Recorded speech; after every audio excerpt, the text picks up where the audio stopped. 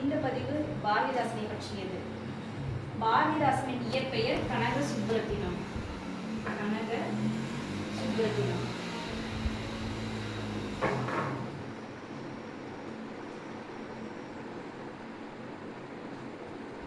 இவர் 29 ஏப்ரல் 1891 பிறக்கிறாரு.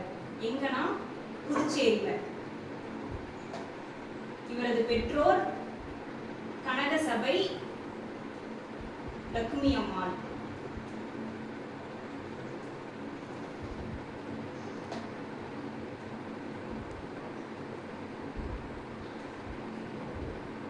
அதுக்கப்புறம் இவர் புதுச்சேரியிலே தொடக்க கல்வி பயின்றாரு. தொடக்க கல்வி அப்போ அவருடைய ஆசிரியர் பெயர் திருப்புலிசாமி ஐயா. திருப்புலிசாமி ஐயா. அதுக்கப்புறம் 1907 புதுவை கால்வே கல்லூரியில பயின்றாரு. புதுவை கால்வே கல்லூரியில பயின்றாரு. 1908 மகாவித்வான் பெரியசாமி பாங்காடு பத்தர் இவங்க கிட்ட தமிழ் இலக்கண இலக்கியங்களை படிக்கிறாரு. யார் யாரு?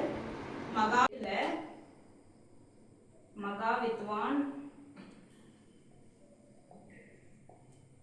பெரியசாமி,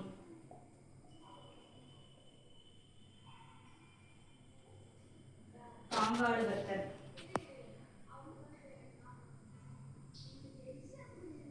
இவங்க கிட்ட தமிழ் இலக்கண இலக்கியங்களை பயின்றாரு. 1909 அதாவது 1907 கல்லூரி படிக்கிறாரா. 2 ஆண்டுகள்ல கல்லூரி படிப்பை முடிச்சுட்டு காரைக்கால்ல நிரவிங்கிற கல்லூரியில பேராசிரியரா பணிபுரிகிறாரு. காரைக்கால் கல்லூரியோட பேர் நிரவி. 1909. அடுத்து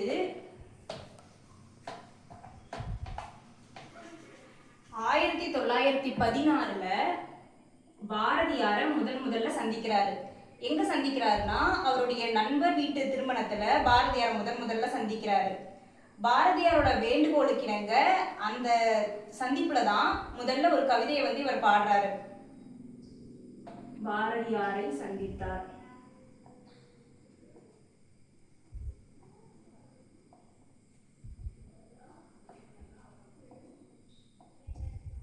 என்ன கவிதை பாடுறாருன்னா, எங்கெங்கு காணினும் சக்தியடா 7 கடல் அவள் வண்ணமடா அப்படின்னு பாடுறாரு. எங்கெங்கு காணினும்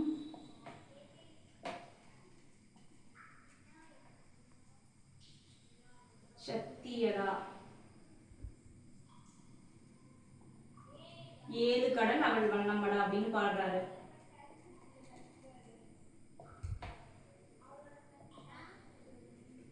இந்த பாடல் பாரதியார் ஸ்ரீ சுப்பிரமணிய பாரதியாரின் கவிதா மண்டலத்தை சார்ந்த கனக சுப்புரத்தினம் இயற்றியது அப்படின்னு போட்டு சுதேசமித்திரன்ல பாரதியார் வெளியிடுறாரு. 1916 சுதேசமித்திரனுடைய துணை ஆசிரியர் பாரதியார் தான்.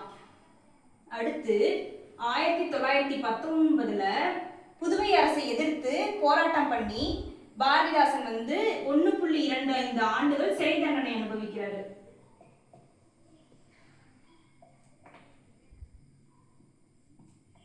அதுக்கப்புறம் 1921 பாரதியார் இறந்து போறாரு. பாரதியார் இறப்பு. அப்புறம் 1922 பாரதிதாசன் அப்படின்ற தன்னுடைய புனைப்பெயரை நிரந்தர பெயரா பாரதிதாசன் மாத்திக்கிறாரு. அது வரைக்கும் பாரதிதாசன்றது அவர் புனைப்பெயரா தான் வச்சிருந்தாரு. பாரதியாரின் இறப்புக்கு அப்புறம் தான் பாரதிதாசன்கிறத நிரந்தர பெயரா மாத்துறாரு. இது எப்போ நடக்குது? 1922 பாரதிதாசன் பெயர் மாற்றம்.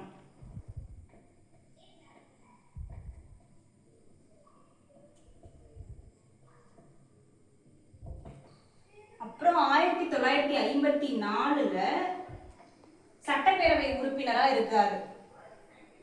தேர்ந்தெடுக்கப்படுறார் சட்டப்பேரவை உறுப்பினர்.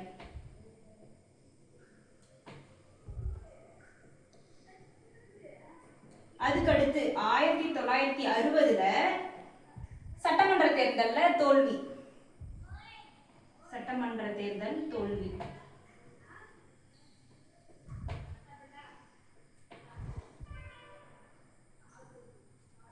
அப்புறம் 21 ஏப்ரல் 1964ல மரணம் அடைகிறார். இறப்பு. இவரது இறப்புக்கு பின்னாடி தமிழக அரசு இவருக்கு பல சிறப்புகளை செய்துள்ளது. அவருடைய இறப்புக்கு அப்புறம் தான் பிசிராந்தையார் அப்படிங்கிற அவருடைய நாடக நூலுக்கு சாகித்ய அகாடமி விருது கொடுத்தாங்க. எந்த ஆண்டு? 1969. அந்த நூலோட பெயர் பிசிராந்தையார்.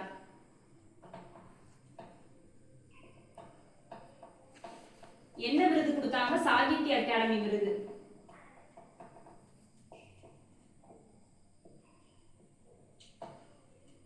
அதுக்கப்புறம் புதுச்சேரியில பாரதிதாசன் பல்கலைக்கழகம் உருவாக்கி இருக்காங்க. அது எப்போனா 1982ல திருச்சி பாரதிதாசன் கல்லூரி.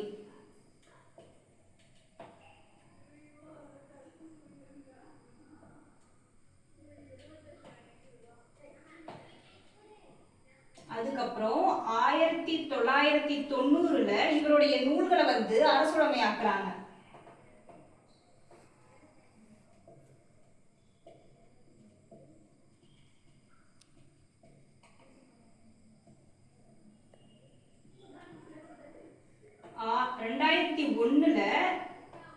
இவருடைய உருவம் பொறித்த அஞ்சல் தலை வெளியீடு.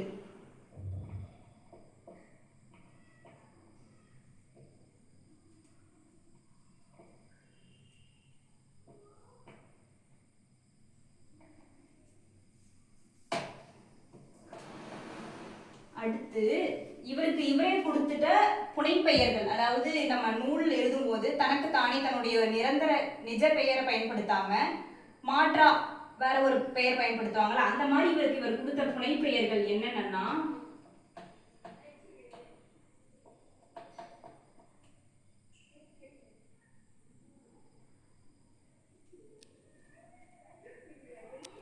நாடோடி,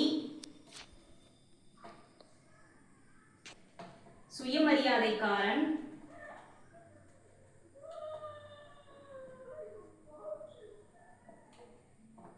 கண்டெழுதுபவன்,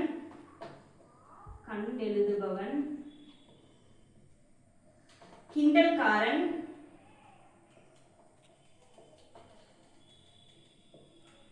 கிறுக்கன்,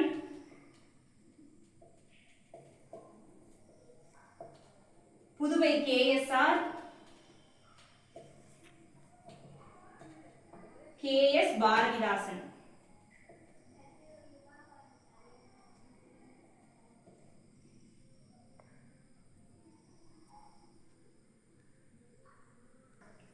அடுத்து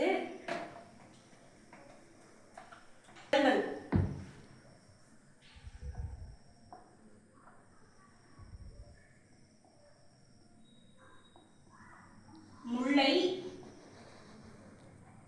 குயில், தென்றல். நடத்திய இதழ்கள் என்னன்னா முல்லை, குயில், தென்றல், கவிதா மண்டலம்,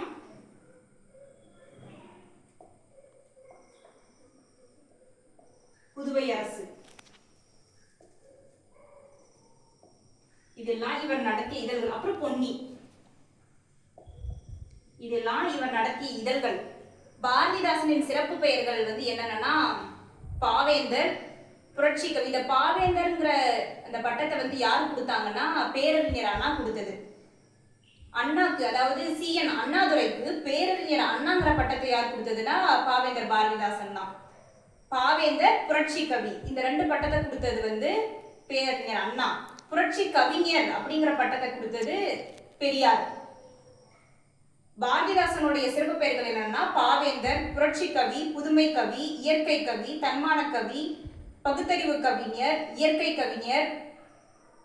அப்புறம் படைப்புகள் என்னன்னா சௌமியன், ரண்யன், இருண்ட வீடு, தமிழச்சியின் கத்தி, குறிஞ்சி திட்டு, சேரதாண்டவம், எதிர்பாராத முத்தம், அமைதி, குடும்ப விளக்கு, அழகின் சிரிப்பு, சஞ்சீவி பர்வதத்தின் சாரல், காதல் நினைவுகள், கலைக்கூத்தியின் காதல், காதலா கடமையா, தமிழ் இயக்கம், இளைஞர் இலக்கியம், கண்ணகி புரட்சி காப்பியம், மணிமேகலை வெண்பா, திருக்குறள் உரை, பிசிராந்தையார், இசையமுது, நல்ல தீர்ப்பு, பாண்டியன் பரிசு, சத்திமுற்ற புலவர், அமைதி ஊமை,